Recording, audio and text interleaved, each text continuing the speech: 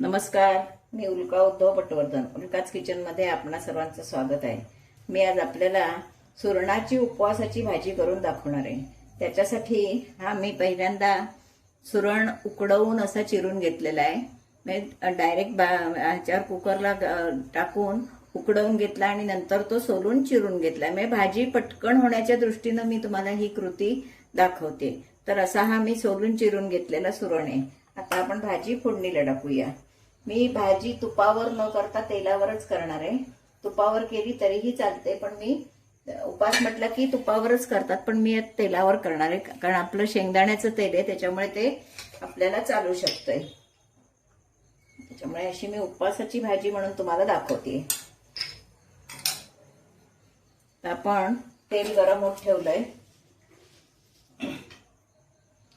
तेल गरम झालं की आपण त्यावर चांगलं जिरं घालणार आहोत. कारण आपण याच्यात मोहरी घालणार नाही हो, जिरं घालणार आहोत.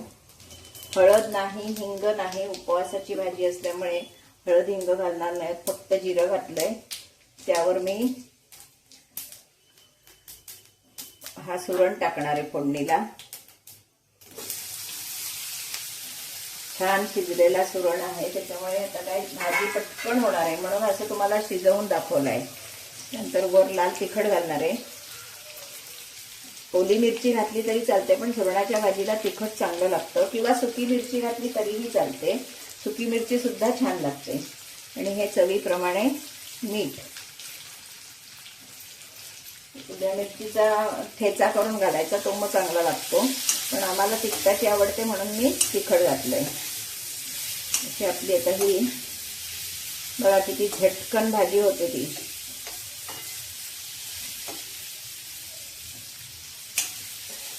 खूप सुंदर भाजी लागते ही सुरणाची भाजी. याची पातळ भाजी सुद्धा होते, ती पण मी एकदा दाखवणार आहे तुम्हाला. हवं असेल तर दाण्याचं कूट घालायचं, नाहीतर फक्त खोबरं घातलं की आता ही भाजी आपली तयार होईल. झटकन होणारी आणि अगदी पौष्टिक अशी ही भाजी. कोणालाही सुरण बाधत नाही. हे शेंगदाणे बटाटा वगैरे पण त्याच्यापेक्षा ही भाजी नक्की चांगली. त्याच्यामुळे मी तुम्हाला ही सुरणाची भाजी दाखवते. ही भाजी आपण चांगली परतून घ्यायची आणि 2 मिनिटं मी वर झाकण ठेवणार आहे.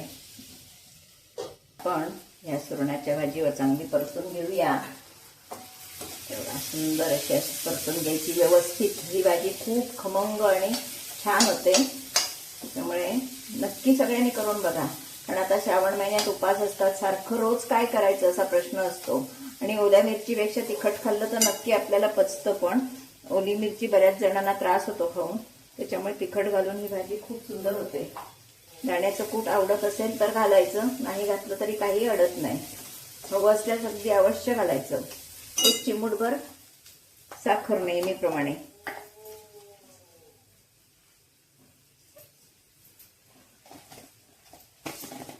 आपली भाजी ही 2 मिनिटं परतली की भाजी खाण्यासाठी तयार आहे. सुरण उकडवून घेतला होता म्हणून ही भाजी पटकन झाली. ही सुरण उकडवून घ्यायचा म्हणजे पटकन होतं.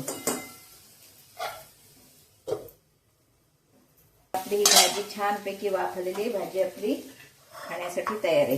तर आपण ही सर्विंग प्लेटमध्ये काढायची.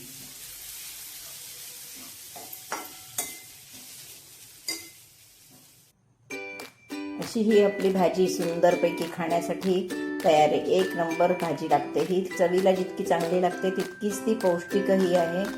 नक्की या श्रावण महिन्यात एकदा तरी करून बघा. आणि आवडली तर मला तुम्ही नक्की कमेंट बॉक्समध्ये सांगा.